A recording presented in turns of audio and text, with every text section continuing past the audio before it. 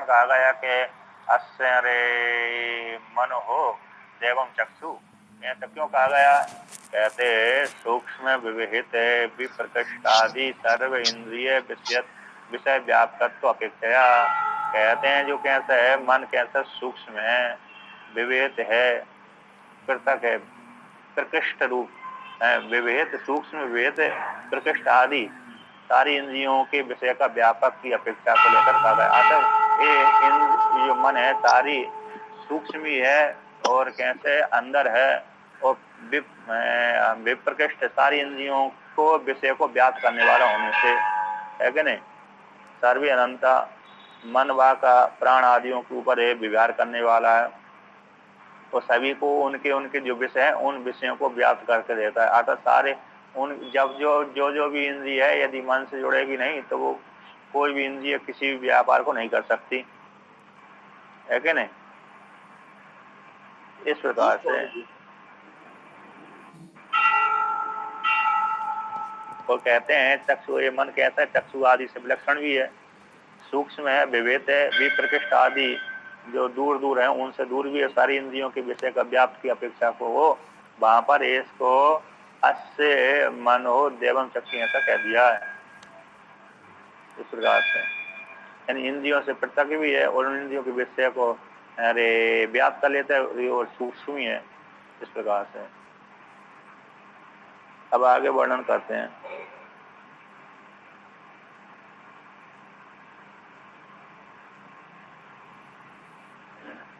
इसलिए स्वामी मन को आत्मा का दिव्य चक्षु कहा गया है। मन को आत्मा का दिव्य चक्षु कहा गया है। आत्मा को नहीं कहे, विशेषण किया गया। कहते हैं मनुष्य आत्मा को कहा गया, नित्यत्व स्वीकार किया गया है। आत्मा तो कहते हैं मन को आंख कही गई है आत्मा की। हाँ अच्छा हाँ, यदि यहाँ पर कहते हैं मनो अस्य देवम चक्षु, देखिए शंकराचार्य जी का शब्द है ये। अच्छा अच्छा अच्छा, मतलब आत्मा का चक्षु है, मन है ना। हाँ, इस प्रकार से चिंत आत्मा को जब इस प्रकार से आत्मा को जान लिया जाता है मन के माध्यम से, कहते मनो अस्य देवम चक्षु इति श्रुति के द्वारा मन का नित्यत्व उक्त कहा गया। नित्यत्व बिना दिव्यत्व अनुपत्ति इति शंका। कहते यद्यपि दिव्य शब्द न नित्यत्व नित्य शब्द पर्याय तथापि दिव्यत्वम अन्यत्व न वक्तुम शक्यमिति संकितुम अभिप्राय। यद्यपि दिव्य शब्द है, नीचे की टीका में था, अरे 35 36 37, यद्यपि दिव्य शब्द है न नित्य शब्द पर्याय तथापि दिव्यत्व अन्यत्व, तो दिव्यत्व अन्यत्व न दिव्य शब्द को अन्य प्रकार से कहने के लिए शक नहीं है, ऐसी शंका करने का अभिप्राय है। तो फिर कैसे कैसे कैसे कह दिया? कहते वो तो सूक्ष्म और विवेक विप्रकृष्ट आदि इस सूक्ष्म होने से, विवेक होने से, इंद्रियों से भिन्न होने से और इंद्रियों के विषय को व्याप्त होने से, इस प्रकार से और अंदर नजदीक होने से, आत्मा के नजदीक होने से, इस प्रकार से उसको मन को क्या कह दिया? देव कह दिया, देव को चक्षु कह दिया। कहते हैं अब उसी को वर्णन करते हैं कि इस प्रकार से इंद्रिय स्वप्न जागृत अवस्था में ही रह जाती हैं। स्वप्न अवस्था में मन ही कार्य करता है, तो मन ही कार्य करने से वह श्रेष्ठ है, इसलिए उसको मन ही जैसे आत्मा व्यापक होती उसी प्रकार से मन भी व्यापक कार्य कर लेता स्वप्न अवस्था में। कहते ननु स्वप्न में इतर इंद्रिय के नाश हो जाने पर मन का विद्यमान होने से नित्यत्व हो जाएगा, ऐसा वर्णन किया। पूर्व पक्षी ने कहा, कहते हैं स्वप्न अवस्था में इतर इंद्रिय का तो नाश हो जाता है किंतु मन विद्यमान रहता है, इसी नित्यत्व बना रहेगा। जागृत अवस्था में इंद्रिय और मन दोनों साथ साथ रहते हैं, तो वहां पर तो दोनों कोई नित्य गृहित हो रहा है, किंतु स्वप्न अवस्था में जाकर इंद्रिय कैसे हो जाते हैं? नाश हो जाती हैं, मन अकेला बना रहता है। तो उसको लेकर कहते हैं यच्चा अन्य इंद्रिय विषय अपेक्षा नित्यत्व तद अपेक्षिकत्वम एवं वक्ष्यामः। यद्यपि अन्य इंद्रिय के विषय की अपेक्षा से नित्यत्व है, क्योंकि स्वप्न अवस्था में है ना, स्वप्न अवस्था में इंद्रिय तो नहीं रहती, इंद्रियों के वृत्तियां मात्र रहती हैं और वहां पर मन रहता है और मन ही इंद्रियों की वृत्ति से युक्त होकर के सारे विषय को रचना कर लेता है। तो इसलिए इंद्रियों के विषय की अपेक्षा को लेकर के उस मन को नित्यत्व कह दिया गया है। आपेक्षिक नित्यत्व है, पारमार्थिक नित्य नहीं है। किंतु सुसुप्ति में वो मन भी नहीं रहता है कि नहीं। सुसुप्ति मनुष्य विनाशम स्वपितो स्वयं अपीतो भवती, ऐसा आगे वर्णन करेंगे। मतलब सुसुप्ति अवस्था में ना स्वयं अपीतो भवती, सुसुप्ति मन का नाश हो जाता है। यदि मन नित्य होता सुसुप्ति में बना रहना चाहिए थी, किंतु सुसुप्ति में मन नहीं रहता, क्योंकि वहां पर तो लीन हो जाता है, अज्ञान में लीन हो जाता है, इसलिए मन नित्य नहीं है। जो नित्य कहा गया है तद आपेक्षिकम एवं वक्ष्याम, आपेक्षिक नित्य है, यानी कुछ काल के लिए रहता है, कुछ काल के नहीं है। इसलिए आगे वर्णन करेंगे। तो क्या नित्य है, या तो पहले यही है अद्वितीय श्रुति के बल से न मन का नित्यत्व। कहते हैं अद्वितीय श्रुति है ना, एक अद्वितीय है, तो इस श्रुति के बल के द्वारा वो मन नित्य नहीं। तो कौन है, आत्मा नित्य है। तो सद एकम एवं अद्वितीयम इति श्रुते, है ना, सत है, एक है, अद्वितीय है। इस श्रुति के अनुसार मन नित्य नहीं है, बल्कि आत्मा ही नित्य है। ठीक है ना, इस प्रकार से अब आगे वर्णन करते हैं। अब जो वर्णन किया था व्यवहारिक रूप से आपेक्षिक को लेकर के मन का नित्य है, बाकी पारमार्थिक रूप से तो आत्म नित्य है। इस प्रकार सिद्ध हो गए। जो नैयायिकों ने नित्यत्व स्वीकार किया था मन को, तो उसका यहाँ पर खंडन किया है। उन्होंने नैयायिकों ने स्वीकार करके रखा है मन नित्य होता है। काल है, देखे आत्मा मन और चार भूतों के और आकाश काल देख आत्मा मन, ये नित्य कहलाते हैं नैयायिकों दृष्टि में। और पृथ्वी जल तेज वायु, इनके परमाणु नित्य कहलाते हैं। तो जो मन को उन्होंने जो नित्य माना था नैयायिकों ने, उस नित्य को यहाँ पर खंडन किया है। इसलिए यहाँ पर उसको नित्यत्व श्रुति आदि को लेकर के खंडन किया है। वो जो नित्य भी दिख रहा है तो आपेक्षिक नित्य है, व्यवहारिक रूप से नित्य है, पारमार्थिक रूप से नित्य नहीं है। पारमार्थिक रूप से तो आत्मा नित्य है, ये सिद्ध हुआ। अब कहते हैं, अब अन्न का वर्णन कर दिया, अब जल का वर्णन करते हैं। आपः पीतस्त्रेधा विधीयन्ते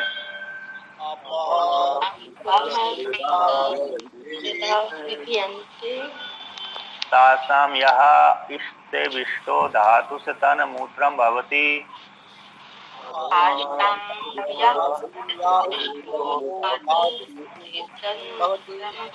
यो मध्यमस्तल्लोहितं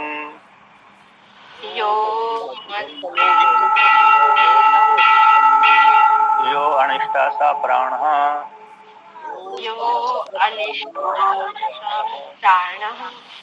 कहते हैं आपस पीता त्रेधा विधीयन्ते, जो जल पान किया जाता है वो जल तीन भागों में बढ़ जाता है।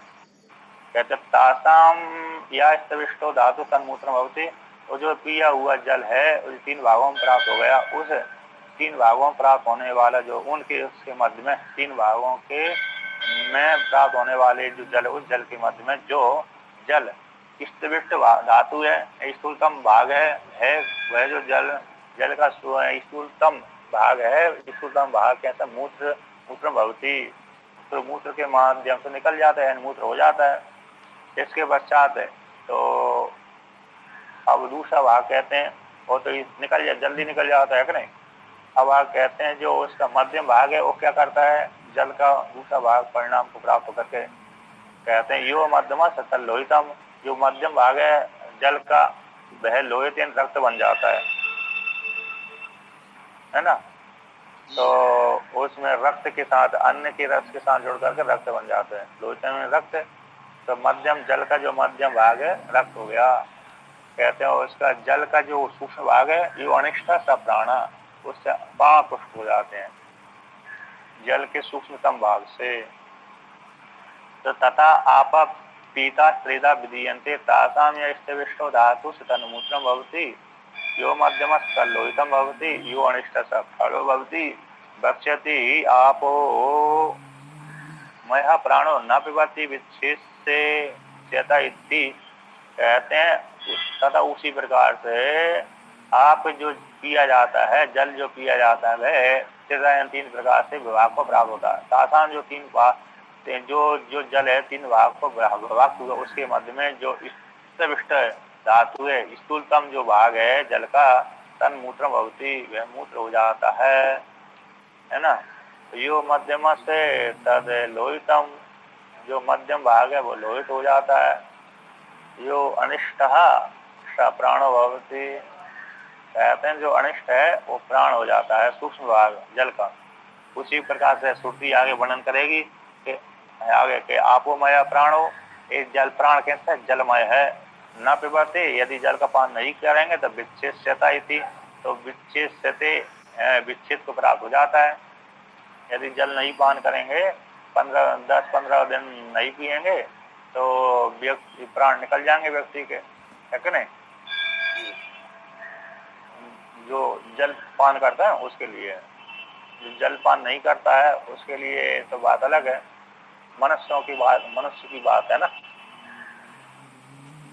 नहीं तो कुछ जानवर हैं तो कई दिनों के बाद पानी जल पीते हैं, लेकिन वो पिएंगे नहीं तो वो ही मर जाएंगे, है ना। अब आगे कहते हैं तेजो असितम त्रेधा विधीयते, तेजो असितम विधीयते तस्य यास्तविष्टो धातुस्तद अस्ति भवति।